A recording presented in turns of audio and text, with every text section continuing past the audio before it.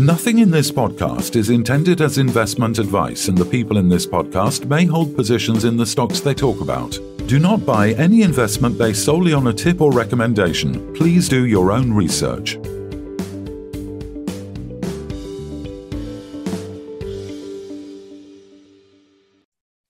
Hello and welcome to the Midweek Takeaway. Today we're joined by our friend Adam Wilson, CEO of Penns Creek. How are you today, Adam? I'm very well. Thank you very much for having me back on your show. Congratulations on the news today, Adam. That was fantastic to see. First production. Yes, we're delighted. We would have been even faster were it not for the Thanksgiving holiday, but everybody worked really round the clock after the Thanksgiving holiday to get the machine to put together. And once it's put together, a relatively simple task to start drilling into the wall. And I've hopefully sent you some photos which you can either post yourself or we're going to try and put them on our website tonight so you can actually see exactly what's going on with the high wall miner digging into the coal seam. So on the first day of December, we hit coal. We're delighted. That's what we said in the prospectus, that we hope to be in production in December. So I was really racing to try and get it by the 30th of November, but, Thanksgiving got in the way. But we did make it in December, but we got in on the very first day. So how many roughly tons do you think are going to be coming out of the high wall miner in these first few days as it gets used to what it's doing? Well, I think we will try and do one cut a day. So that's pushing one beam back, number of beam backs, so maybe 800 to 1,000 feet. So we would be hoping to pull 2,000 to 3,000 tons out each and every day. Probably not on the first day today. We'll ease it in. But from tomorrow onwards, we'll be looking for 2,000 to 3,000 tons a day of raw coal. That obviously then that needs to go to the plant to be processed. Okay, so it's not going to take too many days then to get what you require for the first fill. It's certainly not. We're on target. Everything's in place. All the heavy machinery is in place. The high wall miner, everybody can see that's in place. So, all the hard work really is out of the way. It's all there. What I'm also trying to do is at the moment that high wall miner is running off a diesel generator, which is a little bit, pollutant. We will, in time, over the next few weeks, extend my substation and run electricity into the high wall miner, which makes it even more, it makes it more friendly to the environment, and it makes it much more efficient, and it's much cheaper to running it from electricity rather than from the diesel generator it's on at the moment. So we have some coal. As you've said, it's raw coal, so that coal then needs to be cleaned. So how's things going with the plant? Last time you said you were still waiting for some stuff and the guys were working on it, but you were still waiting for the stuff. So what's the situation there? Yeah, I've got most of the stuff that's either coming in or the order's been accepted. I'm running that myself. It's my staff there. We've got 6 to 7 people now on the wash plant. And if needed, I could run a second shift. So I'm extremely confident we'll hit our target of middle to late January and have that wash plant ready to process the coal. The plant itself can do 4,000 clean tons a day. So you feed in 8,000, get 4,000 back. So I only need 5 or 6 days at full capacity to get that plant to produce my first shipment, which, as you all know, is 22,500 tons toward the end of January, beginning of February. So I'm on track and no reason to worry on the wash plant. And that's in my grant as well, because it's my staff. We're not using contractors running that process. And, I was there today again for the first coal, look around the plant again, very happy with the progress we're showing there. What about the railroad then, which is really the final piece in the jigsaw to get the stuff out of there? Yeah, the railroad, well, here we have got a contractor. So that's not as much in my gift as everything else. The contractor has signed a contract and promised to deliver it in the sort of third week of January. So I am a little bit beholden to him to meet up to his promise. But even if he were late, it would be a week or two. So that's the worst that we could expect, that, the contractor's a little bit late. He's there, he's being paid on stage payments. So he's got a huge incentive to finish on time. But if he's a little bit late, it's only going to be a matter of days rather than weeks. We can expect then first coal in February, as we talked about. First shipment in February. Well, we actually sell the coal as it comes out of the plant and goes on the floor. There's an initial payment, but the first actual shipment from the site to Integrity, I would suggest you'll be in February, in early February. Okay, so based on this month of production, and forget about the fact that the thing would be yet to be shipped, there's a good chance we can get what? I'm on track now. We're in production to make the sort of 80,000 tons of raw coal without any problem. I really don't foresee that as an issue. These guys are paid by the raw ton we produce. So I think that box is ticked.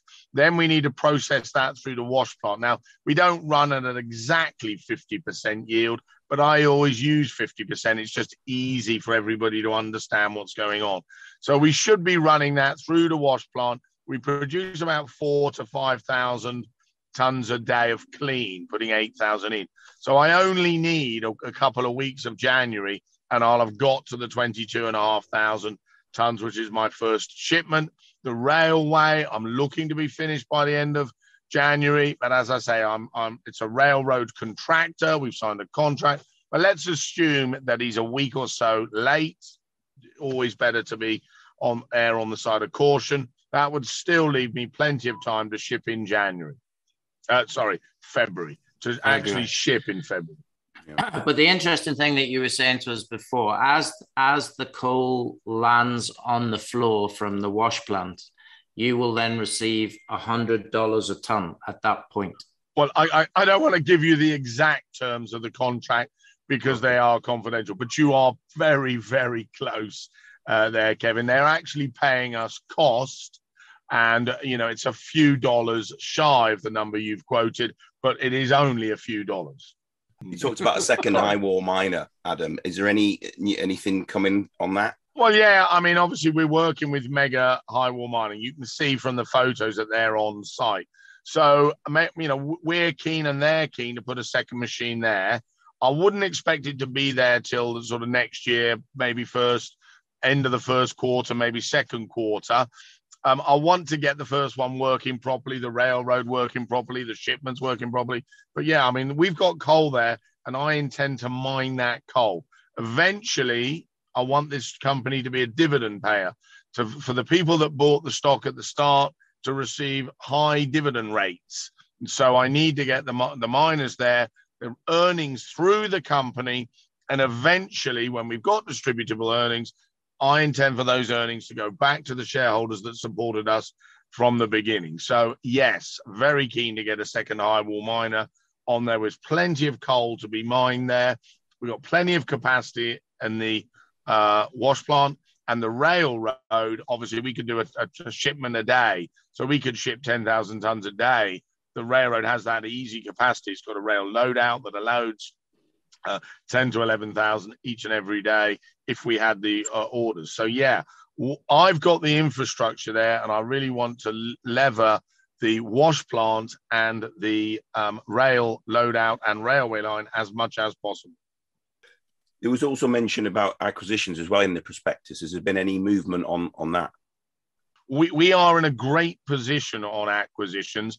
Obviously, when they're done and dusted, they would be announced. So all of this is all potential. Nothing is signed. So I don't want to create a false market. We haven't signed anything, but we are in talks clearly with all of the contiguous properties that have no infrastructure.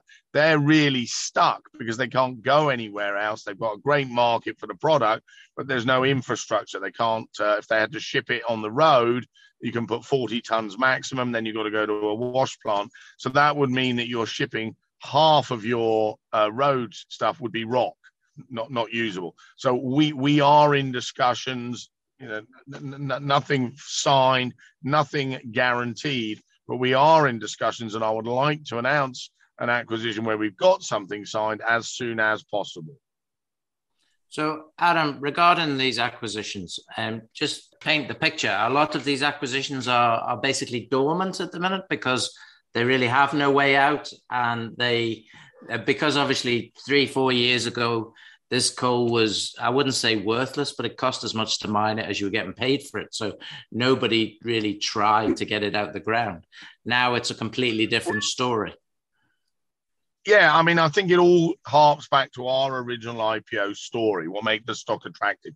We resurrected the infrastructure, and that's key for this, to be able to turn the raw coal into a clean coal. So you need a wash plant. To build one now, especially the size we've got, 35, 40 million, something in that order. Then you need to transport it. You can't put 40 tons on West Virginian roads. I mean, these are windy roads. I know you love singing the John Denver song, but they're windy roads that take a long time. You put it on rail instead of putting 40 tons on the road. You're putting 10,000 tons, and now this is clean coal. So this is coal, the equivalent. You'd have to put 20,000 tons on the road. So you absolutely need the infrastructure. And then obviously the pricing's help. So all I'm looking for in acquisitions is contiguous land around our 10,000 acres that can use the infrastructure that we've remediated. So it's a win for everybody. And then I shouldn't have to pay a lot for these acquisitions. I should be able to pay them out of royalties, the same way that we did the purchase with Investec, because they need the infrastructure. So we will not be wanting to pay money up front, which is dilutive to shareholders. I will want to be paying royalties, 6-7% royalties, which is what we've got at the moment. So, we give away $6-7 plus the cost of mining the coal.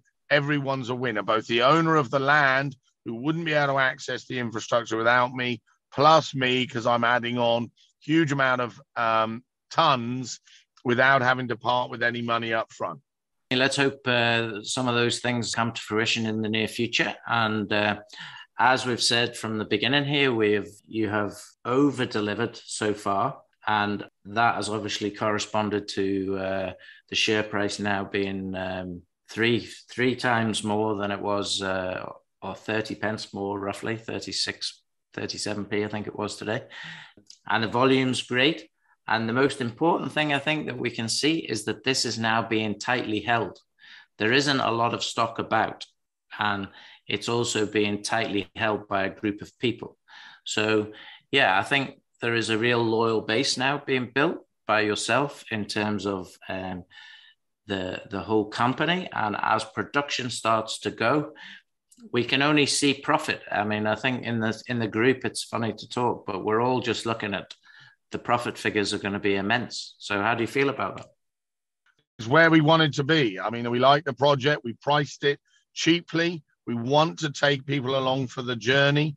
We didn't try and squeeze every last valuation penny out of the company. We could easily have floated the company at 3 or 4 times the valuation. For me, it doesn't make a lot of difference. It's where you end up, not where you start.